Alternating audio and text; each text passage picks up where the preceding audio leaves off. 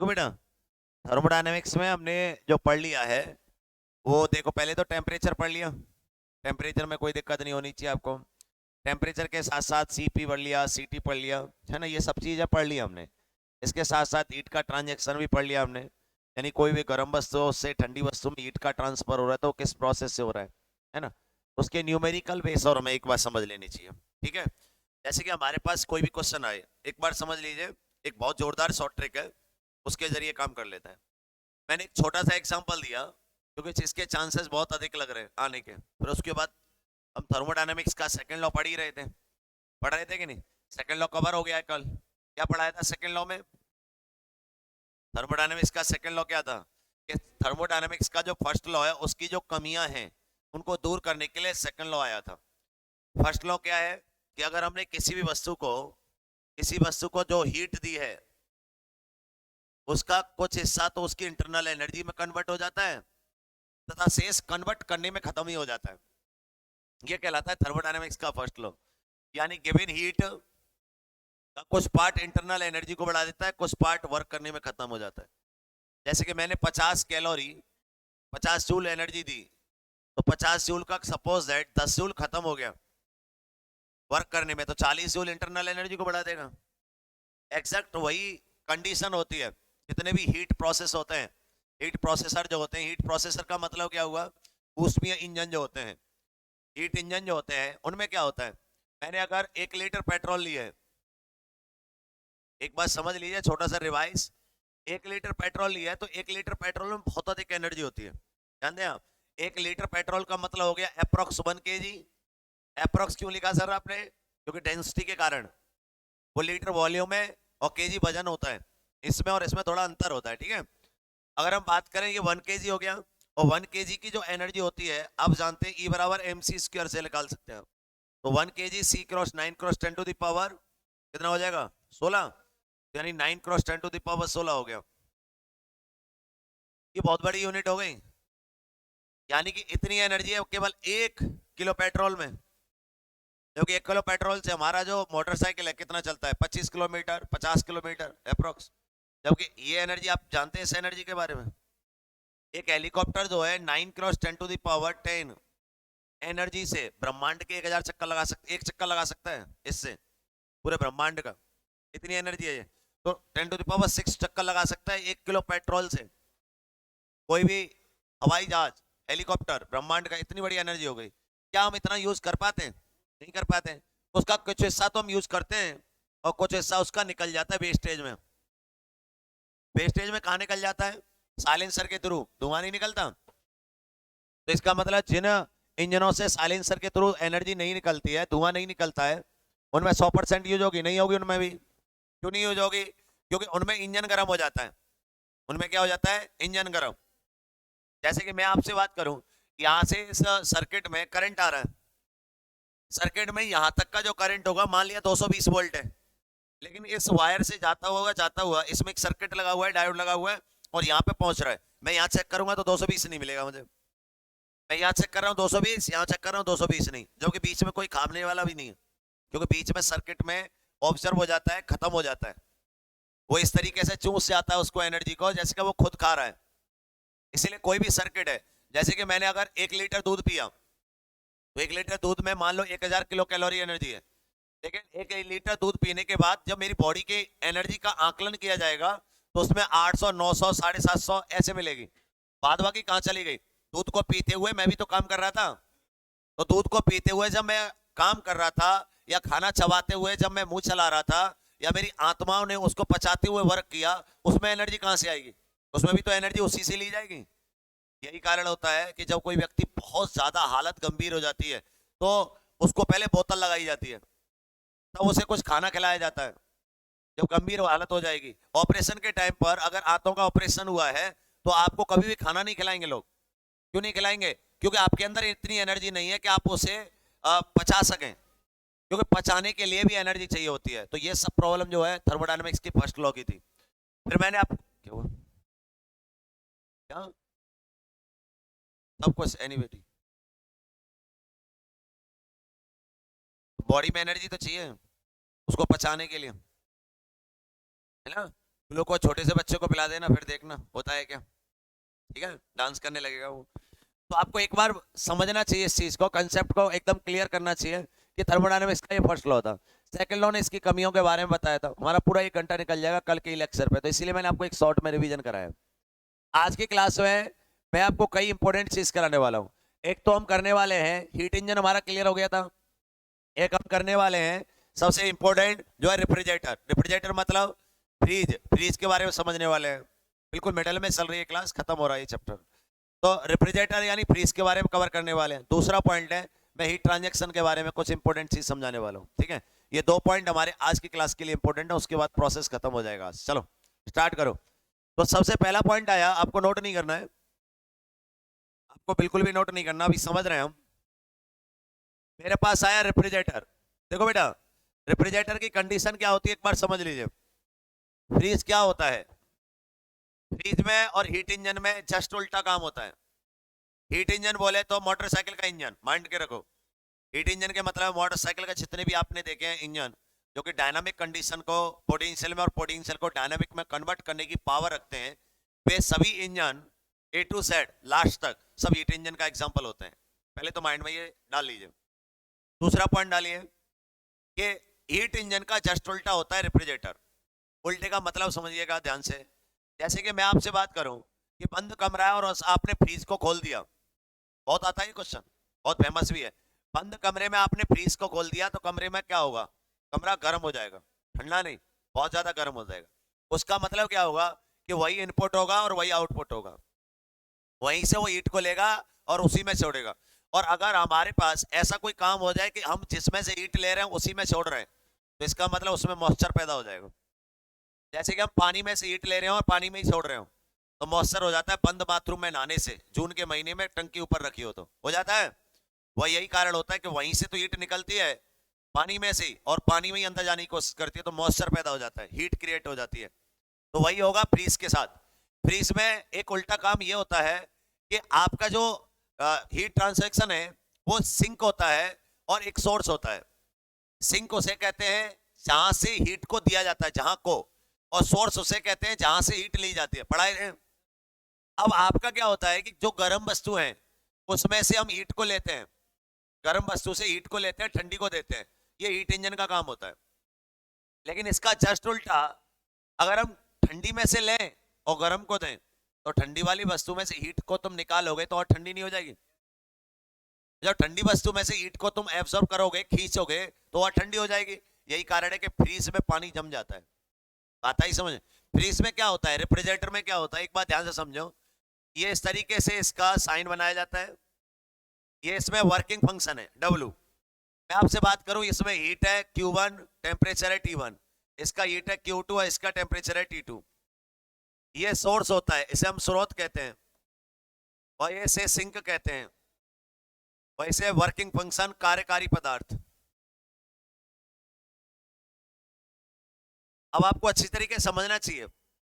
जैसे कि कार्यकारी पदार्थ हीट इंजन में पेट्रोल हो सकता है, डीजल हो सकता है ना, कोयला हो सकता है, गैस हो सकता है, इलेक्ट्रिसिटी हो सकती है। बट इसमें वर्किंग फंक्शन जो होता है ना, वो O3 होता है। कौन होता है, O3। बात समझ गए आप। O3 गैस का यूज करते हैं हम आपके किसके अंदर, फ्रीज के अंदर। यही कारण है कि ओजोन खत्म हो रही है, उसका एक एंटी होता है। ओजोन का एंटी ले लो, ओजोन का एंटी ले लोगे तो O3 भी कहते हैं, का प्रतिलोम, का विपरीत। ये मैं बताऊंगा अभी, और भी चीजें बताऊंगा इसके बारे में, ले तो अभी मैं एक शॉर्ट में लिखा रहा हूं। इंपोर्टेंट इसमें क्या है, इंपोर्टेंट इसमें यह है कि आपके पास जो Q1 है एंड T1 है, ये छोटे होते हैं Q2 एंड T2 से। ये इंपोर्टेंट बात है। इसमें स्रोत जो होता है उसका टेम्परेचर कम होता है सिंक के कंपेयर। सर सोर्स कौन सा होता है, प्रैक्टिकली समझाइए हमें। जैसे कि मैं आपसे बात करूं, रेफ्रिजरेटर में, फ्रिज में जो कटोरा रखा है आपने, जो कोई भी बर्तन रखा है जिसमें आप पानी जमाना चाहते हैं, वो तो हो गया सोर्स, वर्किंग फंक्शन हो गया उसके अंदर। और सिंक कहलाता है, फ्रीज के अंदर जाली लगी होती है पीछे की साइड में, देखा है आपने, पीछे की साइड में। जितना फ्रीज आगे से ठंडा करेगा, अंदर वाले फ्रीजर में ठंडा करेगा वस्तु को, उतना ही वो उसका सिंक जो है बहुत गर्म होता चला जाएगा बाहर का। यही कारण है कि फ्रीज को कभी दीवार से सटाकर नहीं लगाना चाहिए, क्योंकि अगर आप दीवार से सटाकर लगाएंगे तो हीट को बाहर देगा, वो बैक आएगी, और बैक आने से जब इंसान को घबराहट हो सकती है तो उसको क्यों नहीं। जैसे कि आप यहाँ पे हाथ लगा लीजिए और सांस दीजिए, लगातार सांस देती है मोते, तो एक बार ऐसा आएगा कि आप घबरा जाएंगे, क्योंकि आप भाप दे रहे हैं, तुरंत वो बैक आ रही है। बात समझ रहे हैं? इसीलिए फ्रीज को कम से कम एक लाइन मान के चलिए 10 सेंटीमीटर गैप रखना चाहिए। बात समझ रहे हैं आप? 10 सेंटीमीटर का गैप रखना चाहिए, क्योंकि वो उसमें सिंक होता है। अब सिंक का टेम्परेचर बहुत अधिक होता है, मान के चलिए 90-93 डिग्री सेंटीग्रेड होता है, बहुत अधिक होता है। और सोर्स कौन हो गया? पानी का कटोरा हो गया। अब आपने क्या किया? फ्रीज को खोल दिया। फ्रीज को खोलने के बाद फ्रीजर को भी खोलना पड़ेगा आपको, क्योंकि मैन वही काम करती है, गैस। अब आपने फ्रीजर को खोल दिया, अब क्या करेगा? वो एटमॉस्फेयर के संपर्क में आ गया, और एटमॉस्फेयर उसके सिंक के भी संपर्क में है। सिंक मतलब पीछे का हिस्सा, दोनों एक ही हो गए। वहीं से ईंट को देगा, उसी में छोड़ रहा है, वहीं से देगा, उसी में छोड़ रहा है, और कमरा गर्म हो जाएगा। गर्म दो प्रकार का होता है, एक तो होता है टेम्परेचर का बढ़ना, और एक होता है मॉइस्चर का बढ़ना। तो वो जो गर्म होगा वो मॉइस्चर वाला गर्म होगा, मॉइस्चर हो जाएगा बहुत अधिक उसमें। जैसे कि जून जुलाई के महीने में अगर हम कमरे में पढ़ रहे हैं, और आप दोपहर का बैच है हमारा, और आप पढ़ के आ रहे हो, पढ़ने के लिए आ रहे हो धूप में, बहुत ज्यादा है ना, बहुत ज्यादा गर्मी आपकी, तो गर्मी आपकी बॉडी पे पड़ रही है, तो बॉडी मेंटेन कर रही है क्योंकि डायनामिक है। लेकिन आप आते ही यहाँ बैठ गए, उसमें इसका मतलब है कि बॉडी में से हीट बाहर आएगी, और बॉडी में से जब हीट बाहर आएगी तो कमरा बहुत गर्म हो जाएगा। वो कौन सा गर्म होगा? मॉइस्चर वाला। क्योंकि उस कंडीशन में कमरे के अंदर का जो एटमॉस्फेयर है ना, वो हवा में गैस में पानी का जो है गैस बनना स्टार्ट कर देगा। यही कारण है कि एग्जॉस्टर लगाकर उसको बाहर फेंका जाता है। ढेर सारी काम होते हैं जो मैंने एक एक करके बताया आपको। ये मेन चीज है इसमें, इसमें सोर्स का टेम्परेचर सिंक के टेम्परेचर की तुलना में छोटा होता है। इसीलिए इसकी एफिशिएंसी के बारे में बात करें, दक्षता के बारे में बात करें, तो दक्षता के बारे में बात करेंगे तो यहाँ पे तो इनपुट आएगा, लेकिन वहां पे क्या आएगा? Low temperature. बात आई समझ में?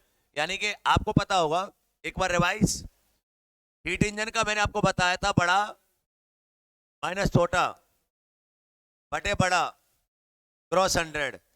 याद आया कि नहीं आया? ये एक ट्रिक होती है याद करने की बेटा, जिससे आपको गलती नहीं हो गई। जैसे कि मैंने एक एग्जांपल दिया आपके पास, मैंने एक एग्जांपल दिया कि उस हीट इंजन की, उस हीट इंजन की एफिशिएंसी बताओ जिसका 40 केल्विन से 10 केल्विन का सिंक मिलता है। ये क्वेश्चन दे दिया, 40 केल्विन टू 10 केल्विन, यानी कि सोर्स क्या है इसका? 40 केल्विन, और 10 केल्विन का क्या मिल रहा है? सिंक मिल रहा है। तो इसमें बच्चा क्या करता है? कंफ्यूज रहता है, उसको पता ही नहीं रहता क्या करना है, क्योंकि उसे किसी किताब में लिखा देते हैं formula T2 minus T1 upon T2 cross 100 efficiency का। देखो, क्लियरिटी कोचिंग का मतलब ही यही होता है कि आपका सिलेक्शन तब होगा जब आपके माइंड में क्लियरिटी आ जाएगी। ऐसा कभी फॉर्मूला, कभी बहुत से लोग ऐसे लिखा देते हैं Q1 Q2 upon Q2 cross 100, और वह दूसरी किताब पढ़ता है तो उस किताब में ऐसे लिख रहा है T2 minus T1 upon T1 cross 100। हो गया कंफ्यूज? अब वो यही ना समझ पा रहा कि T2 से भाग दूं कि T1 से भाग दूं। समझ गए ना? ऐसे क्वेश्चनों को सॉल्व करने के लिए मैंने कहा कि आप इनमें से कुछ मत लगाओ, आप कोई भी मत लगाइए, आप सिर्फ माइंड से काम कीजिए। यानी कि फॉर्मूलों को याद न करके, फॉर्मूले जिस थ्योरी से बने उस थ्योरी को याद कर लो, खत्म। और थ्योरी कौन सी रखी गई है उसमें? डिफरेंस अपॉन बड़ा। बिल्कुल क्लियर याद रखो। और डिफरेंस में तो बच्चा कोई गलत कर ही नहीं सकता, ना तो इसमें गलत होगा। ये जो मैं आपको बता रहा हूँ, ये कल की क्लास का बता रहा हूँ, जो हीट इंजन का पॉइंट था। हीट इंजन का क्वेश्चन हो तो ना तो यहाँ गलत होगा, ना आपका यहाँ गलत होगा, बड़े में से छोटा ही घटाना है, क्योंकि एफिशिएंसी कभी नेगेटिव में नहीं होती।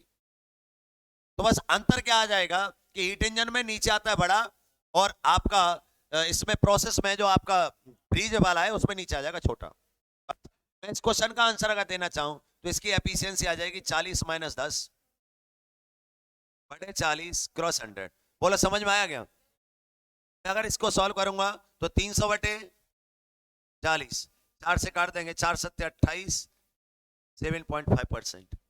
बात आई समझ में? नहीं आई? तो इसकी एफिशिएंसी आ गई 75 आ रहा है, 75%, 75%। कोई डाउट तो नहीं है किसी को? तो इस तरीके से आप इसको कवर कर सकते हैं। तो इसकी 75 एफिशिएंसी आ गई। अगर हम आपसे बात करें कि अगर इसके लिए बात करेंगे, रेफ्रिजरेटर के लिए, रेफ्रिजरेटर के लिए वही सेम, बड़े बड़े छोटा, बड़ा माइनस छोटा। सर इसमें चेंज क्यों नहीं किया? काहे चेंज करेंगे? अबे बड़े में से छोटा ही घटाना है दोस्त। क्यों करना है ऐसा? क्योंकि अगर आप ऐसा नहीं करेंगे तो नेगेटिव आ जाएगा, और किसी की भी एफिशिएंसी नेगेटिव नहीं होती। या तो वो काम करेगा, करेगा तो पॉजिटिव, नहीं करेगा तो जीरो। इसका मतलब ये थोड़ी आप नेगेटिव में चले जाएंगे। आपने काम किया तो आपको पैसा मिलेगा, नहीं किया तो नहीं मिलेगा। और नहीं करोगे तो मैं तो उनसे उल्टे थोड़ी ले सकता हूँ, जो तेने काम ना करो लाते पैसा। नहीं कर रहा, मेरी मर्जी। तो एफिशिएंसी का मतलब यही है कि आप काम कर रहे हैं, आप कितना अच्छा काम कर रहे हैं उतना अधिक पैसा मिलेगा। आप कितना अच्छा रिजल्ट दे रहे हैं उतनी अधिक एफिशिएंसी होगी। तो एफिशिएंसी लास्ट जीरो ही तो हो सकती है, हो सकती है, वैसे जीरो भी नहीं होती है। क्यों? क्योंकि आप कुछ भी, कितना भी खराब इंजन देख लो, कुछ ना कुछ आउटपुट अवश्य देगा। कितना भी खराब देख लो आप, बात समझ रहे हैं? चाहे आप उसमें कुछ भी मत, केमिकल कितना भी खराब मिला दीजिए, कुछ भी करिए, आपको 0.1% 2% तो मिलना ही मिलना है। जीरो किसी की नहीं होती। यही कारण है कि एफिशिएंसी जो होती है ना तो किसी की जीरो मिलेगी और ना किसी की 100%, बीच में ही रहती है हमेशा। तो बीच में रहती है तो नेगेटिव कैसे हो जाएगी? मेरी बात को अगर आपको अभी ऐसे छोटा मोटा लग रहा हूं, लेकिन ये बात बहुत इंपॉर्टेंट है, इसलिए ध्यान रखिएगा इसे। आइए समझते हैं। तो बड़ा बटे छोटा, नीचे बस छोटा आ जाना है, ये इसमें अंतर है बस। ये किसकी एफिशिएंसी है? ये रेफ्रिजरेटर की एफिशिएंसी है। एकदम क्लियर रखो। चाहे आप देखो, एक हमेशा याद रखो, पढ़ाई इस तरीके से करो। आपने 10 महीने से बिल्कुल पढ़ाई नहीं की, कोई बात नहीं, कोई फर्क नहीं पड़ता। आप पहली बार पढ़ रहे हैं, ठीक है, लेकिन पढ़ो ऐसे कैसा लगे कि आपसे बेस्ट किसी ने पढ़ाई नहीं, रिवीजन नहीं करना पड़े। आप उस तरीके से उठाइए कॉन्सेप्ट को। तो मैंने इसको लेगा, मैं इस क्वेश्चन में इसको अप्लाई कर दूंगा, इस क्वेश्चन में इसको अप्लाई कर देता हूं, है ना? तो बस क्वेश्चन तुम्हें दोबारा लिखना पड़ेगा, मैं नहीं लिख रहा क्योंकि मुझे अभी बहुत कुछ पढ़ाना है आपको। तो उसी में इंजन, या हीट इंजन की जगह क्या कर लेना, बस रेफ्रिजरेटर, है ना? Find the efficiency of refrigerator if 40 kelvin to 10 kelvin source. Sink की जगह क्या कर लेना, सोर्स कर लेना, ठीक है? सोर्स मिलता है, यानी कि ये दो चीज बतानी है। यहाँ पे क्या करना है, रेफ्रिजरेटर, और यहाँ करना है सोर्स। क्योंकि वहां पर सोर्स जो होता है वो कम टेम्परेचर का होता है। बात समझ गए क्या? अगर मैं इसको करूंगा, एफिशिएंसी देखूंगा, तो यहाँ पे आ जाएगा मेरे पास 40 - 10 बटे 10 क्रॉस 100। बोलो समझ में आया क्या? अगर मैं कैलकुलेशन करूंगा तो ये हो जाएगा, कितना आ गया, यही आ रहा है, सही है ना? तो 300%। अब इसकी 300% का मतलब समझो, इसका 300% क्यों आया, उसका कारण समझते हैं। देखो, जितने भी रेफ्रिजरेटर होते हैं वो उल्टा वर्क करते हैं, वो हमेशा 100 से एबव काम करते हैं। और जब कोई रेफ्रिजरेटर 100 से एबव काम कर रहा हो तो 300% का मतलब होता है 3 गुना। अच्छी तरीके से समझिएगा, 300% का मतलब क्या हो गया, 3 गुना। और अगर मैं 3 गुना 100% का निकालूंगा तो इसको क्या कर दूंगा, 33.33%। ये आ गई एफिशिएंसी। भाई 300% थोड़ी हो सकता है आंसर किसी का, माइंड से काम करना पड़ता है। इसी के लिए आप रेफ्रिजरेटर के क्वेश्चन सही नहीं कर पाते कि सर हमने ऐसा कुछ पढ़ा नहीं बोर्ड में। बोर्ड में रेफ्रिजरेटर के क्वेश्चन ही नहीं होते। बोर्ड में 12th क्लास में आपके हीट इंजन तक पढ़ाया जाता है केवल, समझ रहे हैं आप? इस तरीके से आपको कवर करना है, आपको कुछ नहीं है। जैसे मैं दोबारा समझा देता हूं, अगर ये आ जाता 140, मान लो, अजीब सा ले लेते, 140 का मतलब क्या हो गया, 1.4 गुना, और 1.4 गुने का 100 में भाग दे दीजिए। भाई 3 का भाग दिया था, अब 100 में 1.4 का भाग दे देना। बात समझ में आई कि नहीं आई? जैसे हो ये होता 200%, 200% का मतलब हो गया 2 गुना, अब 2 का भाग दे दो उसमें। 200% का मतलब 50% ही तो आ गई। माइंड से थोड़ा सोच के बोलिए, ध्यान से। मैं बोल रहा हूं आप यार 200% बढ़ गए। 200% का मतलब क्या है, अगर परसेंटेज का 100 काम करेंगे तो 50% रोल बढ़ गया आपका कंपेयर टू इनिशियल। इसीलिए थोड़ा सा काम करना पड़ता है। एक तरीका ये है, दूसरा तरीका और है जिससे डायरेक्ट ये आंसर आ जाएगा, पर उसमें फॉर्मूला रटना पड़ेगा आपको, है ना? आप ऐसे काम कर लेंगे तो कोई फर्क नहीं पड़ेगा। आप जब ऑप्शन देखेंगे, ऑप्शन में ये भी मिल रहा हो तो कोई गलत नहीं है। इसीलिए रेफ्रिजरेटर की एफिशिएंसी 100 से अबव भी आती है। जब बच्चा बोलता है सर एफिशिएंसी 100 से अबव आ रही है, मैं बोल देता हूँ बेटा हीट इंजन नहीं होगा, उसमें रेफ्रिजरेटर लग रहा होगा। हाँ सर रेफ्रिजरेटर लग रहा है, क्योंकि रेफ्रिजरेटर का मतलब होता है गुने में काम करना। जैसे कि आपको दोबारा समझाता हूँ मैं, ध्यान से समझना। मेरे पास कटोरा है जिसका टेम्परेचर है 40 डिग्री सेंटीग्रेड। अब जमाने के लिए उसमें से अगर मैंने 10 डिग्री सेंटीग्रेड निकाल लिया, क्या जम जाएगा? पूरा 40 निकालना पड़ेगा, 100% निकल गया तब जमेगा। अब कैसे आ गई एफिशिएंसी उसकी? 40% टेम्परेचर है, 40 डिग्री सेंटीग्रेड है, पूरा 40 निकालूंगा तभी तो जीरो आएगा। लेकिन हमेशा एक बात बताइए, क्या पानी जीरो पे ही जमता है? उससे नीचे भी तो जमता है प्रेशर के अकॉर्डिंग। तो आप अगर किसी का बर्फ तो देखें, बर्फ का टेम्परेचर मापे, किसी का -10 आ रहा है, अब तो ये तो 100 से ऊपर पहुंच गया एफिशिएंसी। भाई 40 डिग्री सेंटीग्रेड को जीरो करने के लिए पूरी 100% गायब कर दिया आपने, और 100% गायब कर दी तो पूरा 100% क्लियर हो गया। उसके बावजूद भी आप उस चीज को भी फोकस करेंगे कि अगर मैं और नीचे लेके जा रहा हूं तो 100 से ऊपर गई कि नहीं गई एफिशिएंसी। इसीलिए रेफ्रिजरेटर की एफिशिएंसी 100 एवं भी मिल जाती है, लेकिन उसका सेंस परसेंटेज के अंदर देखो तो निकाल सकते हो, कोई दिक्कत। ठीक है, आंसर ये दोनों ही सही है, कोई दिक्कत नहीं है। एक ही तरह के ऑप्शन दे रखे होंगे, या तो एबव 100 4 ऑप्शन, या अंडर 100। एक ही चीज है, दोनों का मतलब अलग अलग नहीं है। दोनों को कैसे दे देगा? वो एबव 100 बात कर रहा होगा तो 300 बोल देना, अंडर 100 बात कर रहा होगा तो 33.33 बोल देना। सर हमको कैसे पता चले? ऑप्शन में देखे जाएगा, कोई बड़ी बात नहीं है। ठीक है, ये मैं अभी और समझाऊंगा, अभी तो मैंने बस शुरुआत की है सिर्फ रेफ्रिजरेटर को लेकर। चलो, तो इसलिए आप एफिशिएंसी निकाल सकते हो। तो ये मेरा समझाने का एक तरीका था, लेकिन हमें अभी समझने के साथ साथ पढ़ना भी है, तो इसको क्लीन करके फॉर्मूला लिख देता हूं। तो मैंने एफिशिएंसी लिखी, एफिशिएंसी रेफ्रिजरेटर की क्या है? बड़ा माइनस छोटा बटे छोटा क्रॉस 100, क्या आएगी? एबव 100 वाली। इससे अगर आप एफिशिएंसी निकालोगे तो 100% से हमेशा बड़ी आएगी, चाहे आप कुछ भी ले लीजिए। आनी आनी है, छोटा लोगे तो आप 100% से एबव आएगी, इससे आप लगाएंगे तो। और यदि आपके पास ऐसा कोई क्वेश्चन आ जाए, इसको आप इस तरीके से लिख सकते हैं, Q2 minus Q1 upon Q1। ये तो यही तो हो रहा है, जो चीज यहाँ घट रही है वही है, क्रॉस 100। आप इस तरीके से भी लिख सकते हैं, आप इसे ऐसे भी लिख सकते हैं, T2 minus T1 upon T1 cross 100 लिख सकते हो। इसको ऐसे भी लिख देते हैं, Q1 में Q2 minus Q1 minus 1 cross 100। यहां से आप देखोगे तो T2 minus T1 upon minus 1 cross 100। ये सिर्फ एक दिखावटी फॉर्मूले हैं, बाई चांस आपसे पूछ ले जाए ऑप्शन में टिक मारने के लिए, अदरवाइज कोई ऑप्शन नहीं है। ठीक है, तो इसको थोड़ा सा एक मैसेज के जरिए अच्छी तरीके से याद रखिएगा। तो ये हुई रेफ्रिजरेटर की कहानी। रेफ्रिजरेटर में वर्किंग जो फंक्शन होता है वो क्या क्या यूज करते हैं, और इसका एंटी क्या होता है। एंटी इंपॉर्टेंट है, यूज क्या करते हैं वो अभी मैं बताने वाला हूँ। यानी कि एंटी बहुत इंपॉर्टेंट है। यानी कि एंटी का मतलब होता है कि यह ब्रह्मांड के नेचर के ऐसी कौन सी गैस है या ऐसा कौन सा नुकसान करता है। तो आपके लिए सर्वाधिक पूछा जाता है रेफ्रिजरेटर का काम। रेफ्रिजरेटर, फ्रीज एंड एसी से जो गैस बाहर निकलती है एटमॉस्फेयर के साथ रिएक्शन करके वो ओजोन को खत्म कर रही है। किसको खत्म कर रही है? ओजोन को। इसीलिए मैंने कहा है एंटी है किसका? ओजोन का। ये पूरा एंटी होता है। इसीलिए कोशिश करें कम से कम फ्रीज और कम से कम एसी लगा के रखें। यही कारण है कि शशांक डिफेंस अकेडमी ने एसी किसी हॉल में नहीं लगा रखी। समझ में आया कि नहीं आया? तो हम थोड़ा सा नेचर का सम्मान करते हैं। बात समझ में आएगी नहीं? वो अलग बात है कि घर पे लग रही है, वो अलग चीज है, लेकिन कोचिंग में नहीं लगाई। क्यों? क्योंकि नेचर का बहुत बड़ा ध्यान रखना पड़ता है। रखना चाहिए कि नहीं रखना चाहिए? हाँ, ना एसी लगा रखी है ना फ्रिज लगा रखा है। नहीं, घर पे वो वैसे ही है, वहां पे 4-5 पेड़ भी लगा रखे साइड में। नहीं, गाड़ी में मैं एसी चलाता नहीं हूँ, तो इसीलिए एसी लगाना बहुत बेकार है। तो मैं नेचर के विरुद्ध नहीं जा सकता, ठीक है, इसीलिए मैंने एसी को नहीं लगा रखा। स्टार्ट करें अब? तो आपके क्वेश्चन का आंसर आ गया। आप बोलते हैं ना जून के महीने में आप एसी नहीं लगाए हो, ये हुआ वो हुआ, इसको लगा देना, सीधा कर देना। तुम करो, तुम रहने दो बेटा, सीधा खड़ा कर दो। हाँ जी, करें, स्टार्ट करें। चलो, रेफ्रिजरेटर सीधा खड़ा कर दो इसमें, बस नॉर्मल, बिल्कुल। चलो, रेफ्रिजरेटर,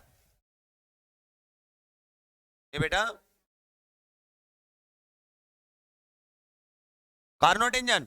रेफ्रिजरेटर डाल लो, अब डल गया है तो पूरा पढ़ा दिया। तुम टाइम से नहीं आए, मैंने पूछा क्या चल रहा, कोई नहीं बोला, मैंने रेफ्रिजरेटर स्टार्ट कर दिया। चलो डालो रेफ्रिजरेटर। रेफ्रिजरेटर इंग्लिश में बोलते हैं, फ्रीज हिंदी में बोलते हैं। बहुत जोरदार पिंड है। कार्नोट बाद में कर लेंगे, अभी कर लेंगे इसी के बाद। पागल आदमी हो, कार्नोट बाव कहाँ करोगे? डंडा लेके पड़ गए सवरे वैज्ञानिक के पीछे, छोड़ो ना हो फिर वो, मार दी हम खींच के तंगड़ी वाली। डालो रेफ्रिजरेटर। रेफ्रिजरेटर लिखो, this is reverse of heat engine. या हीट इंजन के रिवर्स है, उल्टा है, या हीट इंजन के उल्टा होता है।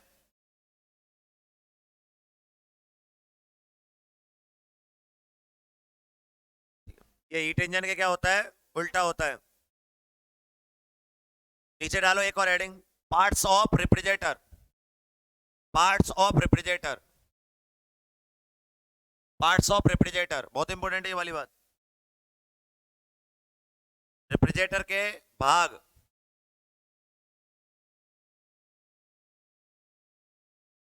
देखो नंबर 1 सोर्स, हिंदी में स्रोत,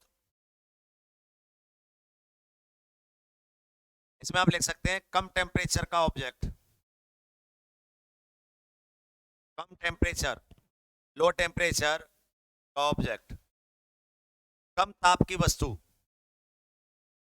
भाई सोर्स की डेफिनेशन कौन देगा? जो सोर्स क्या होता है? जो सोर्स कटोरा होता है।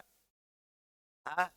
भाई सोर्स कटोरा पटोरा लिख के क्या करोगे? नहीं, आप मेन चीज लिख लो कि सोर्स वो है जिसका टेम्परेचर कम होता है। हाँ जी, अगला डालो सिंक, सिंक डालो,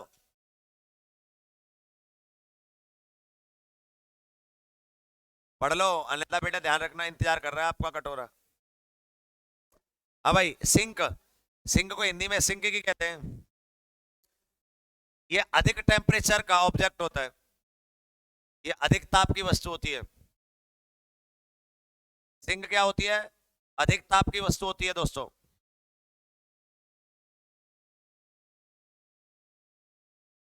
तीसरा डालिए वर्किंग फंक्शन, चार होते हैं इसके भाग। वर्किंग फंक्शन, कार्यकारी पदार्थ, जो मैं आपको लिखा रहा हूं ना, एक चीज याद रखिएगा, समझाने को मैं पूरा समझाता हूं लेकिन लिखाता केवल वही हूं जो आ चुका है। ये सब आ चुके हैं क्वेश्चन, सब पूछा गया है। ये पहले जो दो है ना, ये तो स्टेटमेंट में पूछे गए थे, है ना, कि which of the right statement for refrigerator, है ना। सिंक का टेम्परेचर थीटा 1, सोर्स का temperature theta 2। Then statement number 1, theta 1 greater than theta 2। Statement number 2, theta 1 less than theta 2। आज समझ गए ना आप? तो यहां पर क्या होगा, सोर्स कम हो जाएगा और सिंक बड़ी हो जाएगी। ये सिंपल सा बात है। उसको मैंने उस हिसाब से ना लिखा के सीधे सीधे लिखा दिया याद करने के हिसाब से। बात समझ रहे हैं कि नहीं समझ रहे? भाई सीधा सीधा है। अगर आप कोई भी काम कर रहे हैं उसके कई तरीके होते हैं। एक ये होता है कि बेटा खाना बना लो, एक होता है बेटा इधर आओ कॉपी लाओ उस पर लिख के दे दो खाना बना लो। दोनों का सेंस एक ही है, लेकिन डायरेक्ट बोल दोगे तो जल्दी समझ जाएगा और बन भी जाएगा। उम्मीद करता हूँ मेरा इशारा समझ गया। इसीलिए हर चीज को, फालतू की चीज को लिखने का कोई आवश्यकता नहीं होती, क्योंकि आपको सीखना है और सीखने के लिए जरूरी है प्रेजेंट ऑफ माइंड रहना और जो बोल रहा हूँ उसको मान लेना, उसके बाद आगे बढ़ते चलो। अब सुनो, इसमें आपने वर्किंग फंक्शन डाला क्या? और वर्किंग फंक्शन में सबसे इंपॉर्टेंट एक चीज होती है इसमें, एक तो इसमें कौन सी गैस यूज करते हैं और दूसरा होता है ये किसके एंटी होते हैं। तो एंटी आपको क्लियर हो गया। और इसमें गैस जो यूज करते हैं वो यूज करते हैं फ्रीऑन। कौन सी गैस यूज करते हैं? ये फ्रीऑन क्या होती है? देखो बेटा इसमें दो गैस यूज की जाती हैं, एक तो फ्रीऑन की जाती है और फ्रीऑन का सेंस समझो। फ्रीऑन गैस कोई नेचुरल गैस नहीं होती, पहला पॉइंट तो ये समझो। ये नेचुरल गैस का मतलब है कि प्राकृतिक गैस नहीं है जो हमें डायरेक्ट मिल जाए, बनानी पड़ती है। और फ्रीऑन को बनाने के लिए ऑक्सीजन की बहुत अधिक मात्रा की आवश्यकता पड़ती है। इसीलिए आप फ्रीऑन को कम से कम बनेगी तो कम से कम ऑक्सीजन का यूज हो पाएगा, और कम से कम ऑक्सीजन का जब यूज होगा तो जीवन लंबे समय तक चलेगा। और ऑक्सीजन की मात्रा घटती चली जाएगी और मैं नहीं चाहता कि ऑक्सीजन घटे, समझ रहे हैं ना आप? लेकिन ये जरूर चाहती है। हाँ जी, तो देखो वर्किंग फंक्शन में, हाँ अमोनिया भी तो करते हैं, मैं बता रहा हूँ, NH3 वर्किंग फंक्शन। चलो ये अब नहीं गिरेगा, लिखो बेटा वर्किंग फंक्शन में लिखो लिक्विड अमोनिया, लिक्विड अमोनिया, द्रव ammonia, liquid NH3, liquid ammonia and freon working function में यूज किए जाते हैं। Fe, फ्रीऑन Fe, फ्रीऑन की Fe होता होगा शायद, Fe तो आयरन होता है। हाँ देख लेना आप क्या होता है फ्रीऑन। हाँ भाई, हो गया यहाँ तक? ठीक है, इसको नीचे स्टार डाल के लिख लो। ये O3 के एंटी होते हैं, या O3 के एंटी होते हैं, ओजोन के विपरीत होते हैं।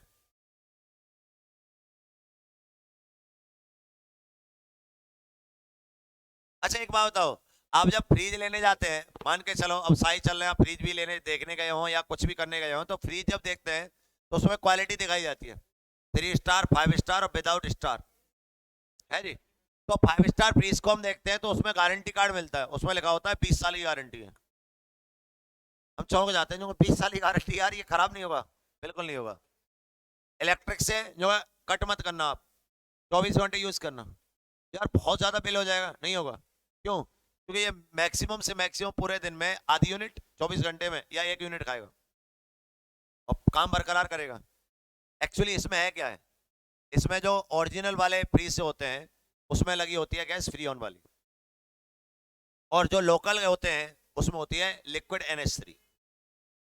लिक्विड NH3 अगर आपके फ्रीज के अंदर गैस है तो आपने उसके अंदर जो कुछ भी डाला है, जो कुछ भी जमाया है, उसमें एक स्मेल आ जाएगी पक्का।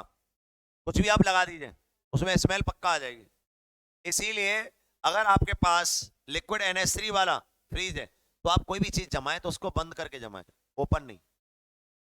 अन्यथा याद रखिएगा, लिक्विड NH3 या NH3 जो होता है हमारी बॉडी के लिए हानिकारक होता है।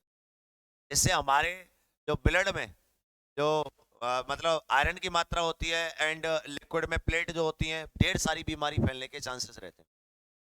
लेकिन अगर हम O3 की बात करें, मतलब नॉट O3, फ्रीओन की बात करें, तो फ्रीओन गैस जो होती है वो बहुत महंगी आती है। यही कारण है कि लोकल फ्रीज 20,000 का और ओरिजिनल 1.5 लाख 2 लाख तक आते हैं। समझ रहे हैं आप? इसको 5 स्टार रेटिंग भी दी जाती है। आजकल तो NH3 को भी अच्छी मात्रा के NH3 हो तो उसको भी 5 स्टार रेटिंग दे देते हैं। लेकिन फ्रीज की कीमत बहुत अधिक होती है। आप फ्रीज लेने गए, एक ही कमरे में अलग अलग कैटेगरी के फ्रीज होंगे, बताइए सब लिमिट बताओ अपनी कहाँ तक लेना है। अगर टॉप से टॉप दिखा दे, टॉप से टॉप उसने 2.5 लाख रुपए का दिखा दिया, जो ले साहब, जहाँ बैठ के तुम बैठ सकें, तुम जम सकें, है ना, वाइफ ज्यादा परेशान कर रही हो, भाई जमा सके, है ना, कोई भी कंडीशन आ रही हो जमाते चले जाओ, कोई दिक्कत नहीं आ भाई। 2.5 लाख कीमत है ना।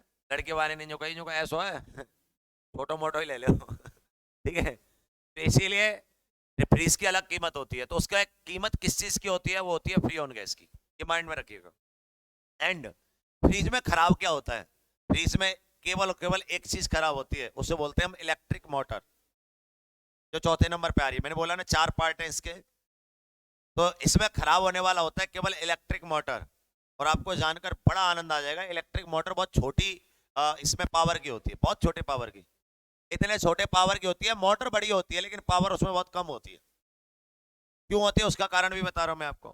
वो इलेक्ट्रिक जो मोटर होती है वो इतनी छोटी होती है, आपने वो रिमोट वाली गाड़ी नहीं देखी, रिमोट से चलती है कुर कुर कुर करके, उसमें जो मोटर लगी होती है इतनी पावर की मोटर होती है। मैंने बोला इतने आकार की नहीं, ध्यान रखना आकार बड़ा होता है उसका, इतनी पावर की मोटर होती है। काम क्या होता है, गैस को एक जगह से दूसरी जगह पुश करना, और गैस को पुश करने के लिए आपको पता है कितना चाहिए। जब आप फ्रीज को ध्यान से, जैसी लाइट आ जाएगी ना, आवाज करना, गिर की आवाज आती है, वो केवल मोटर की आवाज आती है, अदरवाइज कुछ नहीं। फ्रीज में अगर फ्रीज खराब भी हो जाए ना तो कबाड़ में मत फेंकिएगा, तो क्योंकि उसमें आपके लिए केवल और केवल खराब हुआ होगा मोटर, मोटर को बदलवा दीजिए, फ्रीज दूसरा। यही कारण है कि मैंने ऐसी ऐसी जगह देखेंगे फ्रीज की बॉडी पूरी खत्म है, लकड़िया की बनवा रखी है ठोक ठाक के, और फ्रीज बरकरार काम कर रहा है। देखा हुआ आपने, पूरा फ्रीज खत्म हो गया, अंदर का फ्रीजर वाला डिब्बा ही रह गया बस, केवल फ्रीजर वाला डिब्बा, वही से काम चल रहा भैया को धुआंधार। समझ रहे हो? ऐसा लगता है कि ये इसका मतलब ये मान के चलो कि इसी ने बनाया है क्या ऐसे, है ना, कहीं से ला के उल्टा सीधा सेट कर दिया है। उसमें जाली जाली सी लगी रहती है, सफाई और नहीं करता है वो बंदा उसकी। क्यों? क्योंकि एक साइड में तो दारू की बोतल लगी रहती है, एक साइड में चखना वगैरह ये सब चीज रहती है, सेट रहता है मामला, और फ्रीजर में रखी रहती है आइस के टुकड़े। जिंदगी सेट है उसकी, इसीलिए उस फ्रीज को नहीं जाने देगा वो कहीं भी, मरता मर जाएगा लेकिन फ्रीज को नहीं जाने देगा, क्योंकि वो फ्रीज उसका खत्म ही नहीं हो रहा है। इसलिए फ्रीज जैसी सब कुछ खराब हो जाएगा शादी का सामान, लेकिन फ्रीज नहीं खराब होगा। समझ रहे? उसका कारण ही यही होता है, अगर खराब भी हुआ है तो उसमें एक ही चीज खराब हुई है, वो क्या है, मोटर। तो इसीलिए इंपॉर्टेंट याद रखिएगा इस चीज को कि इसमें सबसे नाजुक चीज जो कौन सी होती है वो होती है मोटर, इलेक्ट्रिक मोटर। फ्रीज में क्या चीज खत्म होती है? गैस। ये तो सबको पता है यार। चलो ठीक है, चौथा पॉइंट डालो। Fourth point, electric motor. 4 हो गए इसके पॉइंट, इलेक्ट्रिक मोटर।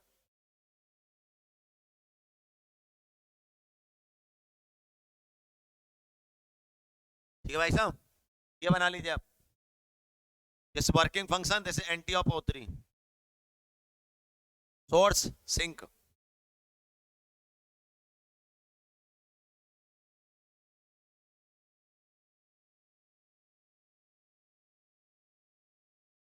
पढ़े होंगे बोर्ड में, अभी तो बनाया हुआ है।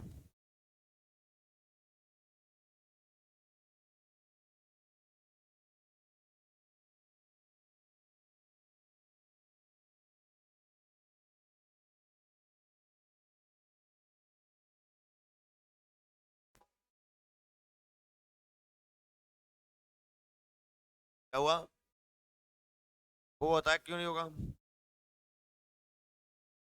बाहर जो निकल रहा है, हीट जो निकल रही है, वो एनर्जी का वेस्टेज ही तो हो रहा है। प्रॉपरली एनर्जी का वेस्टेज होता है।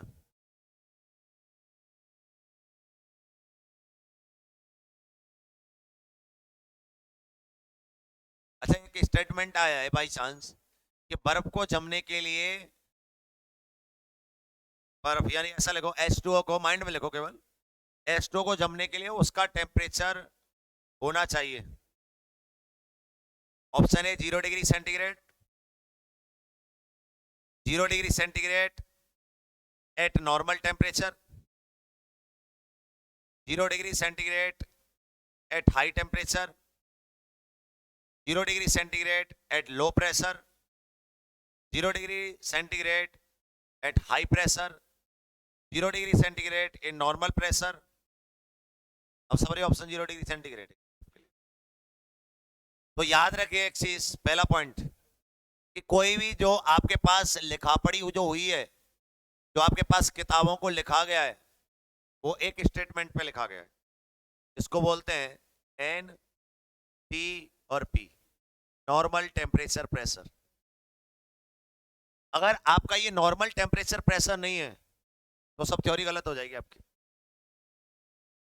नॉर्मल, ये टेम्परेचर और प्रेशर, जनरली जो टेम्परेचर होता है, बताओ जल्दी, लिखाया था मैंने आपको, 57 डिग्री सेंटीग्रेड के अप्रोक्स होता है।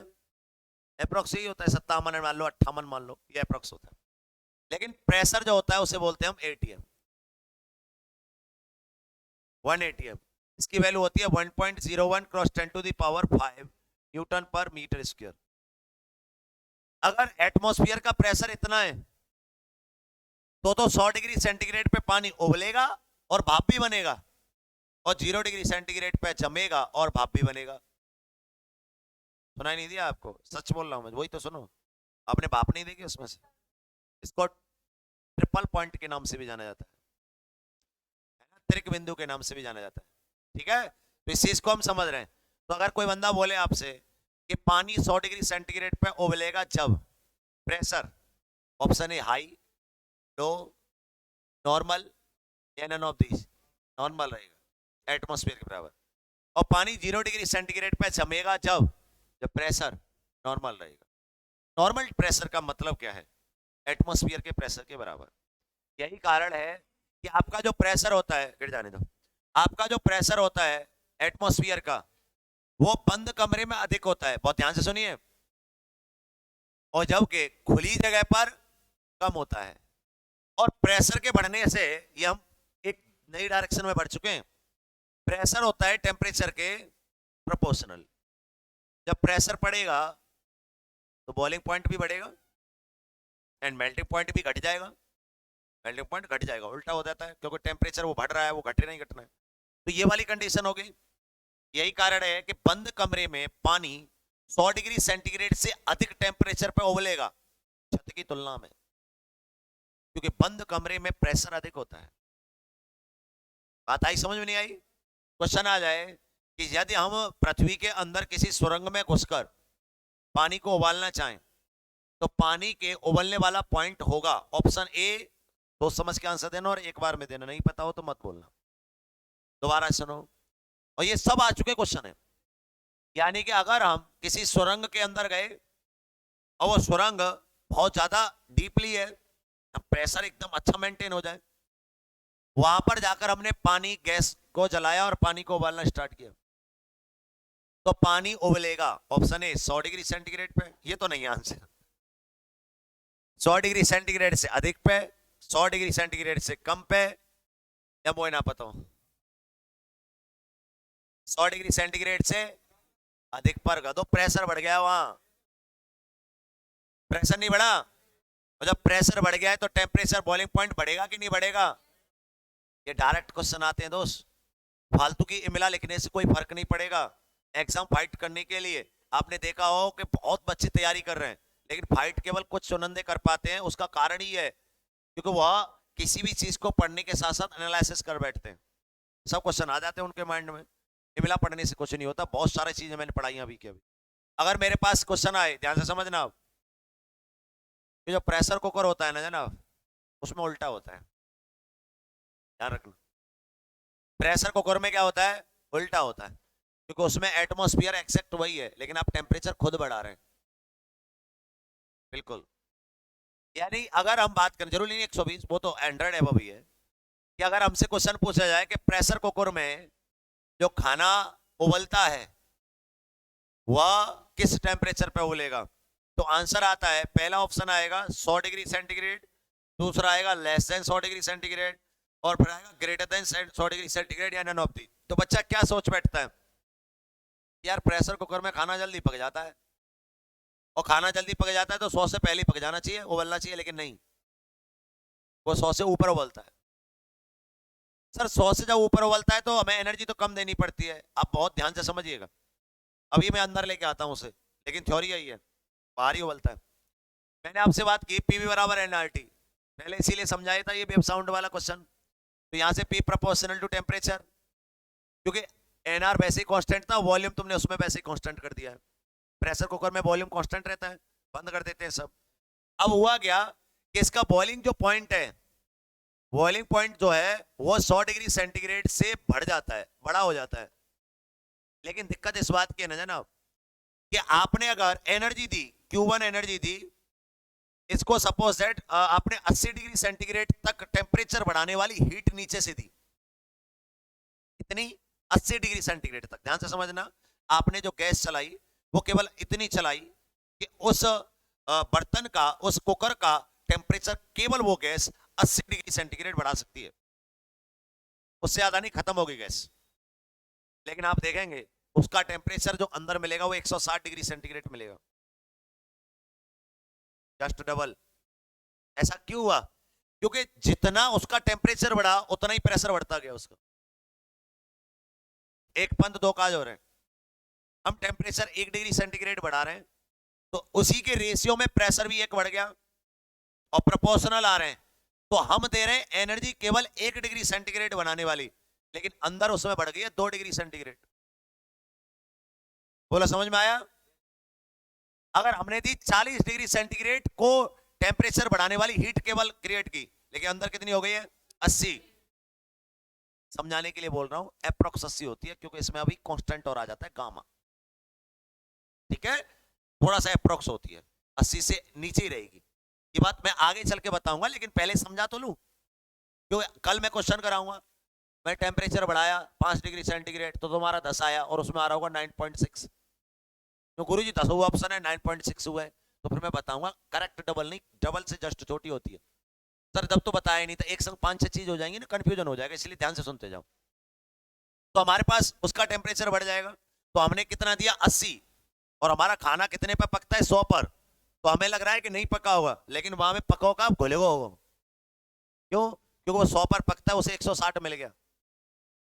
बात आई समझ में नहीं आई? और प्रेशर के बढ़ने से टेम्परेचर बढ़ गया, बॉइलिंग पॉइंट भी बढ़ गया हुआ, और 100 से कितना बढ़ेगा? 100 से 110 हो जाएगा, 115 हो जाएगा, लेकिन मिल कितना रहा है? 160। उस रेशियो की वजह से खाना पहले पक जाता है। बात आई समझ में नहीं आई? तो ये होता है बेटा पॉइंट, तो ये भी चीज आपको ध्यान रखनी है। मैं आपको पहले ही बता चुका हूं, मैं बहुत सी चीजें वर्बली समझा के छोड़ देता हूं, आपको उनको याद कर लेना चाहिए। एग्जाम टाइम है आपका, एयरपोर्ट्स का एग्जाम बिल्कुल तरोताजगी से ऊपर बैठा हुआ है चांद पे, नेवी का भी एग्जाम बिल्कुल तैयार है, इधर एनडीए का भी। तो इसीलिए आपको समझ लेना चाहिए। मुझे नहीं लगता हमारी क्लास में कोई बच्चा इस क्वेश्चन को छोड़ के आ जाएगा। क्वेश्चन क्या आएगा सर जी, एक बार रिपीट कर देना प्रॉपर क्वेश्चन के तरीके से। क्वेश्चन ये आएगा, प्रेशर कुकर में खाना खाली जगह टेम्परेचर पर पकता है। ऑप्शन ए 100 डिग्री सेंटीग्रेड पे, 100 से ज्यादा पे, 100 से कम पे, या नन ऑफ दीज। आंसर 100 से ज्यादा पे। ये तो हो गया एयरफोर्स और नेवी के हिसाब से। एनडीए के हिसाब से सुनो, विच ऑफ द राइट स्टेटमेंट, निम्न में से कौन सा कथन सत्य है। स्टेटमेंट नंबर 1 कि प्रेशर कुकर में बॉइलिंग पॉइंट 100 डिग्री सेंटीग्रेड से अधिक होता है। ये आ गया स्टेटमेंट नंबर 1। एनडीए में क्वेश्चन कैसे बनेगा, दोनों का आंसर दे पाएंगे आप कि प्रेशर कुकर में जो बॉइलिंग पॉइंट होता है वो 100 डिग्री सेंटीग्रेड से अधिक होता है। Statement number 1। स्टेटमेंट नंबर 2 कि प्रेशर कुकर में जो खाना जल्दी पक जाता है। अब आ गया ऑप्शन, पहला सही दूसरा गलत, दूसरा सही पहला गलत, पहला सही है दूसरा उसका कारण है, दूसरा सही है पहला उसका कारण है। तो डी आंसर है इसका। प्रेशर कुकर में खाना पहले पक जाता है, सही है, क्योंकि उसका बॉइलिंग पॉइंट बढ़ जाता है। और बच्चा इसका आंसर क्या करके आएगा अगर आज की क्लास नहीं हो रही है तो, बॉइलिंग पॉइंट बढ़ जाओ तो ये तो एक दूसरे को उल्टे लिख रहे हैं। बात समझ में आई कि नहीं आई?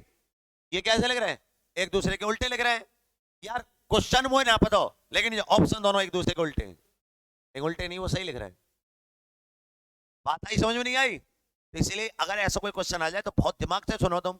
मैंने बढ़िया चीज वही चीज पर बात करी है, जो चीज मेन थी उसी चीज पे मैंने डिस्कशन किया आपको।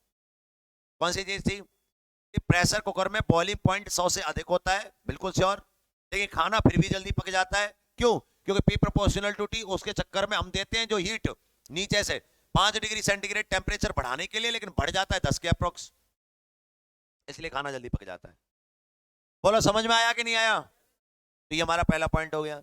स्टेटमेंट में रेफ्रिजरेटर का भी क्वेश्चन आ सकता है कि अगर के विच of the right statement for refrigerator, कि अगर हम फ्रीज का रेफ्रिजरेटर का अगर हम गेट खुला छोड़ दें तो ऑप्शन ए बंद, स्टेटमेंट नंबर ए बंद कमरे का टेम्परेचर बढ़ जाता है, ऑप्शन बी बंद कमरे का टेम्परेचर घट जाता है। ऐसे क्वेश्चन आ जाए कौन सा सही है? बढ़ जाता है। रीजन में आ सकता है, क्या रीजन है, रीजन आ जाए तो रीजन क्यों बढ़ रहा है, क्या देखो प्रेशर बढ़ जाता है। चला काऊ को काऊ में घुसाओगे दिक्कत होगी बेटा। हाँ सीधी 2 शब्द की बात है, और मैंने 3 बार बोले तुम्हें, एक बार नहीं 3 बार, कि अगर हम फ्रीज को खुला छोड़ते हैं बंद कमरे में तो कमरे का टेम्परेचर बढ़ जाता है, क्योंकि सोर्स और सिंक एक ही वस्तु हो जाती है, और दोनों वस्तुओं का नाम क्या होता है, एटमॉस्फेयर ऑफ रूम। बस वही सोर्स हो जाता है और वही सिंक हो जाती है, उसी में से लेके उसी को धर देता है। क्या होगा, गर्म हो जाएगा। अरे बात समझ में आई कि नहीं आई? तो सीधा सीधा एक ही ऑप्शन आएगा। रीजन क्या है? रीजन ये है कि बंद कमरे का सोर्स और सिंक एक ही हो जाते हैं। कमरा खुला हो तो नहीं होते, होते हैं, लेकिन वो क्या होता है, एटमॉस्फेयर इनफाइनाइट हो जाता है। बढ़ता तो वहां भी है लेकिन महसूस नहीं होता, बिल्कुल महसूस नहीं होता। हीटर चला ले तू वहां पे, बिल्कुल खड़ी छत पे हीटर चला तो महसूस है जाओ, नहीं होगा। एसी चला लो, छत पे लगा दो एसी है, देखा है मैंने एक बार फेसबुक पे, उसने डिब्बा अंदर लगा दिया और एसी ऊपर लगा दिया, देखा होगा आपने। डिब्बा जो हीट छोड़ता है वो तो अंदर लगा दिया है, वो एसी ऊपर लगा दिया है। तो ऐसे ही तुम कर लेना, देखना उसमें से हीट आ रही है कि ठंडक आ रही है। समझ गए ना अब आप? तो मैंने जितने भी क्वेश्चन है वर्बली डिस्कस किए हैं, उम्मीद कर रहा हूँ आप लोग इनको ध्यान रखेंगे, ठीक है। और ये सब क्वेश्चनों को मैं रिपीट उसमें कर रहा हूँ, ऑनलाइन क्लासों में सब चीजों को रिपीट कर रहा हूँ, तो वहां पे आपके लिए रिकॉर्ड हो रही है सब चीजें। चलो यहाँ से हटा दें हम इन सब चीजों को, ठीक है। तो ये हमारा क्वेश्चन हो गया। अब आ जाओ आगे, वो लिख ही लिया आपने, हाँ एफिशिएंसी कवर कर लो, एफिशिएंसी ऑफ रेफ्रिजरेटर है, वो तो वही लिखाएंगे अभी आपको इसका।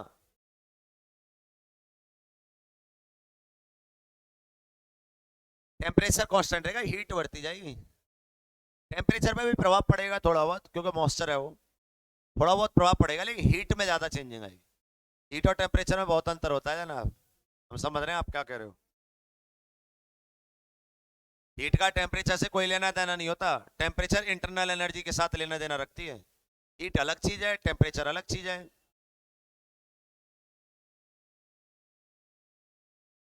टेम्परेचर बॉडी का मापा जाता है और हीट बॉडी के अंदर खाई हुई सामान से मिलती है। करेक्ट है एकदम, ये डिफरेंस दोनों के बीच में, क्योंकि बच्चा के माइंड में ये लगता है ना हीट टेम्परेचर एक ही चीज है। नहीं नहीं नहीं, टेम्परेचर है आपकी बॉडी का और हीट आपको टेम्परेचर से नहीं मिलेगी। अगर टेम्परेचर से हमें हीट मिल जाती फिर हमें कुछ खाते ही नहीं, ताप के आंसर ले लेते। अगर हम ताप लेते ऐसे, जो एनर्जी मिल रही है साहब, उससे टेम्परेचर बढ़ रहा है बॉडी का, एनर्जी नहीं। एनर्जी बढ़ाना चाहते हैं तो हीट बढ़ानी पड़ेगी, और हीट बढ़ाने के लिए जैनो पड़ेगा, खाना पड़ेगा। तो समझ गए ना आप, टेम्परेचर दुनिया अलग है और हीट की दुनिया अलग। फिर टेम्परेचर किस पर डिपेंड करता है? इंटरनल एनर्जी पर, आंतरिक ऊर्जा डेल्टा यू पर डिपेंड करता है। यहां तक हो गया कवर? क्या बॉडी का टेम्परेचर बढ़ता है, हीट का बढ़ती है? हीट तो सिर्फ खाने से बढ़ती है बॉडी में, टेम्परेचर बढ़ता है। अगर हीट बढ़ जाएगी तो फिर क्या दिक्कत है? हीट का मतलब एनर्जी होता है बेटा, डेल्टा क्यू का मतलब होता है energy, only energy. Delta Q only energy. इनका क्वेश्चन है दौड़ने से टेम्परेचर बढ़ेगा या हीट? हीट का सीधा सीधा सेंस है कि बॉडी में एनर्जी, और दौड़ने से एनर्जी बढ़ती नहीं है, दौड़ने से बॉडी में फैली हुई एनर्जी वर्किंग में आ जाती है, बढ़ती नहीं है। यहां तक कवर हो गया? ठीक है, तो फिर अब सुनो, एक नई बात और सिखाने वाला हूं मैं अभी। सुनो, ऐसे भी क्वेश्चन आपके लिए आएंगे, बहुत इंपॉर्टेंट चैप्टर है, इसलिए हमने थोड़ा लेंथी खींच दिया है ना। खत्म होने को ये कल खत्म हो जाना चाहिए था लास्ट आज, लेकिन आज नहीं, कल खत्म हो पाएगा ये, क्योंकि लंबा हो गया काफी। बहुत सी चीजें जो है मैंने समझा समझा के आपको कवर करा रहा हूँ। एक दो चैप्टर तो, ये 5 चैप्टर हैं थर्मोडायनेमिक्स के, और पांचों एक साथ चल रहे हैं आपके, समझ रहे हैं? यूनिट है थर्मोडायनेमिक्स, उसके अंदर 5 चैप्टर, पांचों लिखाई थे मैंने आपको स्टार्ट किया था जब, और पांचों में ही हम एक साथ कूद गए, बस लास्ट रह गया प्रोसेस वाला। लेकिन कुछ इंपॉर्टेंट क्वेश्चन है, उसको और समझ लो। जैसे कि आपके लिए सिंपल सा एक क्वेश्चन जरूर दिया जाएगा, बहुत ही सिंपल। 5 ग्राम बर्फ को भाप में बदलने के लिए कितनी एनर्जी की आवश्यकता होगी? खूब देखा होगा ये आपने कुछ। 5 ग्राम बर्फ है, उसको किस में बदलना है? भाप में। और जब कुछ नहीं दिया गया है तो बर्फ को किस में मानोगे? 0 डिग्री सेंटीग्रेड। और भाप में जब कुछ नहीं दिया गया तो 100 डिग्री सेंटीग्रेड। ये मत कहना सर कुछ ना दिया जाए तो मानते ही मानते हैं, नहीं, बर्फ -10 की भी तो हो जाएगी। और भाप 200 डिग्री सेंटीग्रेड पे भी हो सकती है कि नहीं? तो इसीलिए जब कुछ नहीं दिया जाए वो सिंपली क्वेश्चन आएगा, ना तो आउट ऑफ 100 आएगा, ना ही लेस ऑफ 0 आएगा। ये फिक्स माइंड में रखिएगा, 0 से 100 तक आएगा क्वेश्चन आपके लिए, ये दिया जाए। और यही क्वेश्चन बार बार आएगा, 5 ग्राम का ही आता है, पहले भी सुन लीजिए, और बहुत बार आया ये क्वेश्चन। ये क्वेश्चन इस तरीके से आता है, 5 ग्राम बर्फ वो भाप में बदलने के लिए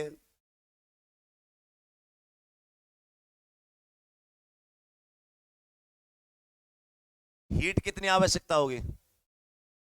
तो आपको ये मैंने पढ़ाया है, थोड़ा बहुत समझाया है हीट का ट्रांजैक्शन डेल्टा क्यू से, फिर भी मैं एक बार और समझा देता हूं, क्योंकि ये न्यूमेरिकल नहीं करा है। देखो, ये मेरे पास आ गई बर्फ, बर्फ से पहले क्या बनेगा? पानी, पानी से फिर क्या बनेगा? पानी। अब पानी के बाद क्या बनेगी? भाप। सर ये क्या हुआ, हमारे समझ में नहीं आया। आएगा कहां से, भी लिखाई कहां है, आएगा धीरे धीरे। सुनो, ये 0 डिग्री सेंटीग्रेड की बर्फ है, फिर ये 0 डिग्री सेंटीग्रेड का पानी बनेगा पहले। हमेशा याद रखिए, दो चीजें होती हैं, या तो पोजीशन या टेम्परेचर, दोनों में से एक बदलता है, दोनों नहीं बदलते कभी। या तो पोजीशन बदलेगी या टेम्परेचर। यहां पे क्या बदला? पोजीशन, बर्फ से पानी, तो टेम्परेचर सेम रहा। अब पानी से पानी, तो यहां पे टेम्परेचर बदल जाएगा। आप 0 डिग्री सेंटीग्रेड के पानी को डायरेक्ट भाप बना देंगे क्या? बड़े तेज हो रहे हो मतलब, ऐसा तो हो नहीं सकता है।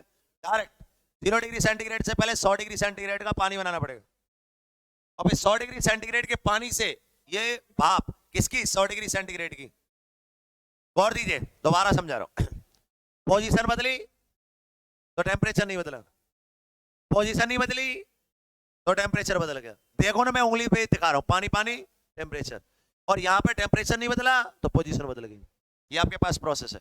इस प्रोसेस तक पहुंचने के लिए मित्रों आपको एनर्जी के साथ काम करना पड़ा। यहां से आपने हीट दी Q1, यहां से हीट दी Q2 और यहां से हीट दी Q3। आपके पास हीट के दो फॉर्मूले होते हैं, एक तो होता है mc डेल्टा टी और एक होता है ml। ml वहां लगाना है जहां टेम्परेचर नहीं बदले, और mc डेल्टा टी वहां लगाना है जहां टेम्परेचर बदले। सर भूल गए तो नहीं बोलोगे, क्योंकि डेल्टा टी का मतलब टेम्परेचर का गैप ही है, तो वहां लगा दोगे जहां टेम्परेचर नहीं बदला, वो वैसे ही जीरो हो जाएगा। इसका यूज करो, इस पे भरोसा रखो, काम करेगा परफेक्ट। डेल्टा क्यू Q1, तो यहाँ पे क्या आ जाएगा, क्या बदला है, तो यहाँ आ जाएगा ml, टेम्परेचर नहीं बदला तो। और ये Q2 क्या आ जाएगा, mc डेल्टा टी, और Q3 ml। बोलो समझ में आया?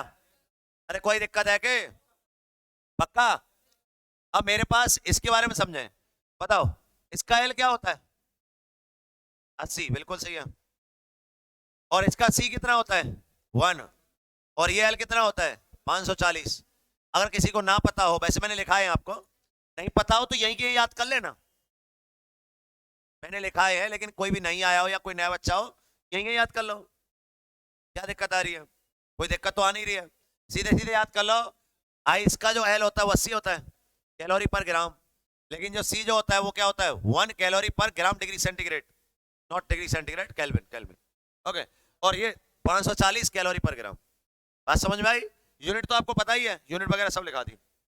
अब अगर टोटल एनर्जी निकालना चाह रहा हूं मैं, बहुत ध्यान से समझना मैं अगर टोटल एनर्जी निकालना चाह रहा हूं, टोटल एनर्जी क्या आ जाएगी, Q1 plus Q2 plus Q3।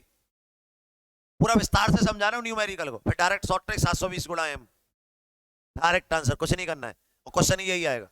पर लेकिन पहले समझ तो लो कहां से आया 720। सुनो, Q1 कितना है, 80 इंटू m, प्लस देखो डेल्टा टी इसका कितना आ जाएगा, 100। बोले ऐसा है नो, 100 ही तो आएगा, तो ये आ जाएगा आपके पास, डायरेक्ट कर दोगे, डायरेक्ट मार दो Q2, तो 100 m। बोलो समझ में आया कि नहीं? प्लस Q3 कितना आ जाएगा, 540 m, m कॉमन ले लो, जोड़ दो, 720 आ जाएगा ये। अब आप एक बात बताओ, क्वेश्चन में क्या दिया था, m, और तो कुछ ना दिया था, और तो सब हमारा है ना, तो इसका मतलब सब में काम करेगी, उन सब में काम करेगा। डायरेक्ट शॉर्ट ट्रिक बन गई, जो 0 डिग्री सेंटीग्रेड की बर्फ को गैस में बदल रहा होगा, 720 का गुणा करती है m में ठोक देना। बट याद रखना 5 ग्राम में लेना, क्योंकि ये जितने भी ले रखे हैं ना आपने C और L, ये CGS यूनिट ली है, CGS। वो केजी में दे रहे हो, जो 1 किलो पानी, और तुम 720 आंसर दे दो, गड़बड़ेगी। 720 क्रॉस 10 टू द पावर 3 आवो कैलोरी, जूल में कन्वर्ट करने कैलोरी आएगा। सब CGS की दुनिया आएगी इसमें। थर्मोडायनेमिक्स में कंप्लीट दुनिया CGS की होती है, खत्म एक बार में कहानी। पूरी यूनिट में काम कर रहा हूं, कभी तुमने काम करते हुए देखा 1 केजी किया होगा तो उसे ग्राम में बदला होगा, या कोई समझाने के लिए क्वेश्चन ले लिया होगा, तो बात अलग है। बात समझ में आई कि नहीं आई? तो इस बात को अच्छी तरीके से माइंड में नोट कर लीजिए। संपूर्ण थर्मोडायनेमिक्स में यूनिट जो CGS में मान्य होती है, क्यों? क्योंकि ये हीट है, और MKS में लेंगे ना तो बहुत हैवी हो जाएगी ये चीज। हम CGS में काउंट करते हैं कैलोरी में, जूल में काम नहीं करते, ठीक है? तो ये बात ध्यान रखना। कैलोरी कौन सी है? यूजफुल यूनिट है कैलोरी और CGS की। यूजफुल में CGS यूनिट है, और यूजफुल में किलो कैलोरी MKS है। समझ में आया नहीं आया क्या? अरे जूल की है, वो ऊर्जा की है, वो ऊर्जा की अलग से। वो कौन सी? प्रैक्टिकली एनर्जी की अलग है, प्रैक्टिकली की। ये हम हीट एनर्जी में काम कर रहे हैं, हीट में कैलोरी काम करते हैं, इसीलिए हम इसे यूजफुल यूनिट के नाम से भी जानते हैं, कैलोरी। 2020 बिस्कुट देखा आपने, उसमें 440 किलो कैलोरी लिखा रहता है, जूल नहीं लिखा रहता, 440 किलो कैलोरी, KCAL लिखा रहता है, ठीक है? तो वो यूज में है। आप कोई भी 1 गिलास दूध पीते हो तो आपसे जूल नहीं बोलता, उसे बोलता है इतने कैलोरी मिलेगी बेटा, पी लो। क्या पी लो? दूध पी लो 1 गिलास। हाँ, चलो, तो ये बात होगी क्लियर। तो यहां से हम इस क्वेश्चन को डायरेक्ट सॉल्व कर सकते हैं, तो मैंने विस्तार से बताया, और ट्रिक से डायरेक्टली 720 गुणा m, तो 720 गुणा 5, 0 5 दूनी 10, 7 पंजे 35 और 36, तो ये हो जाएगा कैलोरी। तो आंसर आ जाएगा 3.6 किलो कैलोरी। ये बहुत बार आया है क्वेश्चन, ये इतनी बार आ चुका है क्वेश्चन, जो बच्चे 3-4 बार से एग्जाम दिए थे ना, वो इसको करके भी नहीं आते हैं। जो कोई आया गुरु 3.6 वाला किलो कैलोरी, ठोक के आगे 5 देगी इतनी देर में, तो ठोक दो हमने, आगे पढ़ो ही ना हो, जो हर बार आ जाओ तो हमारे में इतना ज्यादा फेमस है ये क्वेश्चन, ठीक है दोस्तों? तो इसलिए आज के क्वेश्चन में आते आते इसी क्वेश्चन को करा रहा था, आपको आते आते जो क्वेश्चन करा रहा था वो यही करा रहा था, बट मैंने हेडिंग करा रखी थी इस वजह से। अब इसे तो तुम नोट कर लेना आराम से मेरी क्लास के बाद में, ठीक है। अब ये हेडिंग और रह रही है हमारी, कल खत्म तो हो जाएगा ये चैप्टर, वो रह रही है कार्नोट इंजन। अब हमें कुछ समझाना ना है, उसमें सिर्फ एक बात लिखानी है। कौन सी? वो तुम खुद लिख लोगे। कार्नोट एक वैज्ञानिक का नाम था जिसने एक ऐसे इंजन की कल्पना की थी, बना ना पाया, कल्पना की थी, सोचा था कि अगर ऐसा कोई इंजन बन जाए जिसकी एफिशिएंसी 100% हो जाए, और उन्होंने वो बना के तैयार भी कर दिया, बट वो काम नहीं किया क्योंकि उसमें वर्किंग फंक्शन की जगह पर आइडियल गैस डलेगी, वो आइडियल गैस हमारे पास है नहीं, इसलिए कार्नोट इंजन धरा का धरा रह गया। बोलो समझ में आया कि नहीं? अब मैंने जो बात बताई है, बातें देखो क्वेश्चन कितने बनेंगे। पहला, कार्नोट इंजन को बनाने वाले वैज्ञानिक का नाम बताओ, कार्नो। दूसरा, कार्नोट इंजन की एफिशिएंसी बताओ, 90%, 100%। कार्नोट इंजन में वर्किंग फंक्शन बताओ, आइडियल गैस, आदर्श गैस। कार्नोट इंजन किस थ्योरी पर काम करता है? एनर्जी कंजर्वेशन पे, ऊर्जा संरक्षण पे काम करता है। कार्नोट इंजन में थर्मोडायनेमिक्स का फर्स्ट लॉ लगता है? लगता है। तो कार्नोट इंजन के लिए थर्मोडायनेमिक्स का फर्स्ट लॉ बताओ, डेल्टा क्यू बराबर डेल्टा यू, बस, डब्ल्यू होता ही नहीं इसमें। बोलो समझ में आया कि नहीं? अब समझ में आ गया तो स्पीड में लिख सकते हैं ना। चलो, कार्नोट इंजन, और सीधे क्वेश्चन आंसर में लिख लेंगे, रामायण लिखने की कोई जरूरत ना है क्योंकि आएगा ही वही। कार्नोट इंजन डायरेक्ट लिखो, वैज्ञानिक कार्नोट ने बनाया था, वैज्ञानिक कार्नोट ने बनाया था। अगला लिखो, इसकी एफिशिएंसी 100% होती है, इसकी एफिशिएंसी 100% होती है, इसकी दक्षता 100% होती है। नेक्स्ट लिखो, इसमें वर्किंग फंक्शन आइडियल गैस होती है, इसमें वर्किंग फंक्शन आइडियल गैस होती है, कार्यकारी पदार्थ आदर्श गैस होता है।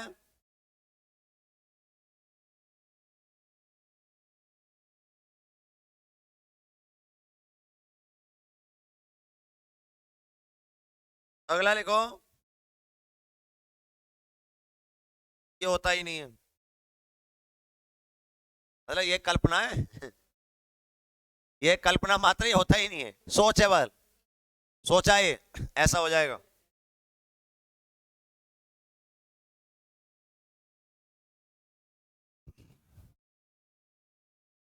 तैयार कर दिया था वो, सोच में ही तब्दील कर दिया है। तैयार करने का मतलब प्रैक्टिकली तैयार नहीं, सबसे पहले कोई भी चीज की स्ट्रक्चर तैयार होती है गधो।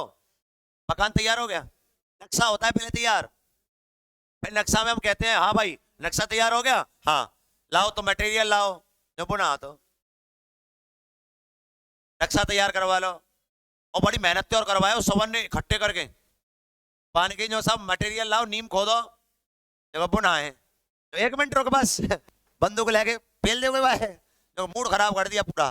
जो 2 घंटे से हम इसको बना रहे हैं नक्शा को, मटेरियल तो बहना है, क्योंकि मैं पहले थी प्रीफिक्स नॉलेज ले रहा हूँ, पहले थी नॉलेज चला रही, ऐसा तो नहीं होता है। ऐसा ही किया था उन्होंने, एक स्ट्रक्चर तैयार की, उन्होंने किया भाई यार बहुत बढ़िया यार ये तो नक्शा, कि तो वर्किंग फंक्शन कहाँ है, तो आइडियल गैस यूज करेंगे। क्या यूज करेंगे? Ideal gas. तो आइडियल गैस होती नहीं है, यानी एक ऐसी गैस के बारे में बोल रहे हैं वो जिस गैस के मॉलिक्यूल का जो मास है वो इन्फिनिटी है, वॉल्यूम 0 है, उसे आइडियल गैस कहते हैं। यानी कि जिन मॉलिक्यूल से मिलकर बनी हो गैस, गैस थ्योरी में पढ़ाऊंगा, अगला एक चैप्टर होगा गैस थ्योरी। तो गैस थ्योरी में आपको यह समझाया जाता है कि जिस गैस के मॉलिक्यूल से मिलकर जिस गैस को बनाया गया है ना, जिन मॉलिक्यूल से मिलकर, उन मॉलिक्यूल का मास तो इनफाइनाइट है और वॉल्यूम 0 है, तो मतलब डेंसिटी का तेल लगा गई है, ऐसा तो नहीं हो सकता है। इसलिए बहुत अच्छी तरीके से समझ के रखिए। बरोबर समझ में आया? आ जाओ। आई बात समझ में नहीं आई? आज की क्लास के लिए बस इतना ही। आनंद आया कि नहीं आया? हाँ, तो टाइम से आना सीखो और क्लास को कवर करो। आपके लिए एक और मैं खुशखबरी दे देता हूँ। Shashank defence academy learning app को अनअकैडमी की तरह प्रॉपर डिजाइन कर दिया गया है। आपके लैपटॉप से मॉक टेस्ट जो आते हैं इसमें हम क्लियर दिखा पाते हैं आपको, एक एक चीज को क्लियरली वेरीफाई करके। साइड में टीचर का फोटो चलेगा और उसमें मॉक टेस्ट में क्वेश्चन आएगा और उसमें पोल भी आएगा। पोल पे आप लगा पाएंगे कितनी रैंक आ रही है। तो ये मॉक टेस्ट आपके स्टार्ट हो जाएंगे आज शाम से। हाँ, क्या हुआ? हाँ, सब में मतलब सब जगह चलेगा, कोई दिक्कत नहीं है। लैपटॉप में वो नहीं चलता है लेकिन हमारा चल जाएगा, ठीक है। तो उसमें आप चला सकते हैं। और मेरा जो फर्स्ट मॉक टेस्ट होगा आज वो होगा 9 बजे से। कितने बजे से होगा? 9 बजे से Shashank defence academy learning app पे। कहाँ से आप देख पाएंगे वो मैं बता रहा हूँ आपको, उसको मैं बता रहा हूँ अभी। उसमें एक तो काम चल रहा है, उसमें आप जैसे ही ऐप को ऑनलाइन ओपन करेंगे से, तो उसमें हम एक और एप्लीकेशन बढ़वा रहे हैं, लाइव मॉक टेस्ट। फिर आपको कहीं नहीं जाना पड़ेगा, उसको क्लिक करेंगे, उसमें आ जाएगा कौन कौन लाइव है, कौन कौन सी क्लास लाइव है। एक साथ 4-5 लाइव चला करेंगे, कौन सी देखनी है वो देखो आप, समझ रहे हैं आप। उसमें आप अभी तो प्रेजेंट में जो आज देखेंगे वो पेड कोर्स में जाएंगे आप, ऐसा नहीं देना आप। लेकिन आपको पेड कोर्स में आपके पास कोई भी बैच होगा, जैसे कि ये मैंने खरीद रखा है तो इसमें मैंने ओपन किया, तो यहाँ तो जिन्होंने खरीद रखा है बच्चों ने, उन्होंने लाइव के ऑप्शन में आ जाएगा, उनके जो है लाइव में आ जाएगा। लेकिन अगर किसी बच्चे के लिए ये पेड नहीं कर रखा, जैसे मैं नीचे वाला कोर्स पेड नहीं कर रखा, फिर भी उसी में जाना है। मैंने 2 बैच है इसमें, एक तो है आपका अग्निवीर और एक है ब्रह्मास्त्र बैच। अग्निवीर बैच आपके एयरपोर्ट्स के हिसाब से है और ब्रह्मास्त्र बैच यानी एसएससी के हिसाब से। ये मैंने पेड नहीं कर रखा है तो मैंने ओपन किया, ओपन हो गया। उसके बाद आप यहाँ पे जाएंगे व्यू डेमो पे, व्यू डेमो पे जाके आप लाइव में ऑप्शन में चले जाएंगे, मिल जाएगा आपको यहाँ। समझ में आ गया नहीं आ गया? इस लाइव ऑप्शन में मिल जाएगा और ये सेव हो जाएगी वीडियो इनमें नीचे डेमो क्लास में कहीं, समझ गए? तो ये फ्री में मॉक टेस्ट होगा आज शाम 9 बजे से 10 बजे तक, समझ गए आप? उसमें आप आ जाइएगा एप्लीकेशन पे, ध्यान रखिएगा। और उसमें कराने वाला हूं मैं फिजिक्स का mock test, chapter wise mock test चलेंगे, पर डे एक मॉक एक चैप्टर। वेक्टर का कराऊंगा आज, फिर मोशन का 1D का, फिर अलग 2D का, फिर 3D का, फिर आपके पास Newton's law, application of Newton's law, friction, SHM, rotational motion, gravity, elasticity, wave theory, sound, thermodynamics. Thermodynamics के 5 हैं, अलग अलग चैप्टरों के अलग अलग है ना। लाइट के 4 हैं, ठीक है। तो इस तरीके से आपके लिए डिजाइन किया गया। बात आ गई समझ में? ओके, तो ये रही आपकी आज की क्लास। जय हिंद दोस्तों।